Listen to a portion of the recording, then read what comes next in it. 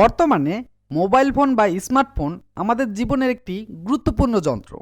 আয়তাকার এই যন্ত্রের মাঝেই যেন আটকে আছে আমাদের পুরো দুনিয়াটা। সারাদিনের নির্ভরতা, কাজ, আনন্দ ও বিনোদনের মাধ্যমে মোবাইল ফোনকে অবহেলা করার কোনো অবকাশই নেই। মোবাইল ফোন নিয়ে আমাদের মনে অনেক কৌতূহল প্রশ্ন থাকে। তার ভিতর একটি হলো, যখন আমরা ফোন কথা বলার জন্য কানে নেই তখন অটোমেটিকলি ফোনের লাইট বন্ধ হয়ে যায়।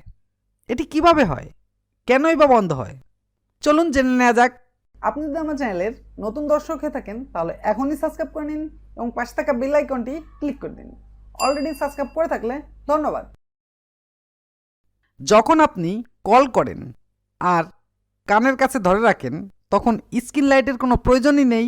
সেই সাথে স্ক্রিনে কান বা গাল টাচ হতে পারে, যার ফলে টাচ হয়ে বিভিন্ন ফাংশানে চলে যেতে পারে, এমনকি কল কেটেও যেতে পারে।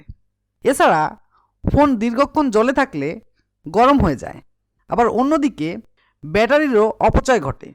আবার ফোন পকেটে থাকলে যাতে কল অটো রিসিভ না হয়, এসব অসুবিধার কথা চিন্তা করে ফোন কোম্পানি ফোনে একটি প্রক্সিমিটি সেন্সর ব্যবহার করে এবং এটাতে কলিং ফাংশন সেট করে দেয়, যাতে কল চলাকালীন সময়ে কোনো কিছুর কাছে সেন্সর সেন্স গেলেই স্ক্রিন লাইট অফ হয়ে যায়।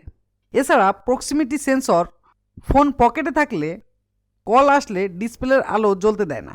এভাবেই প্রক্সিমিটি সেন্সরটি কাজ করে।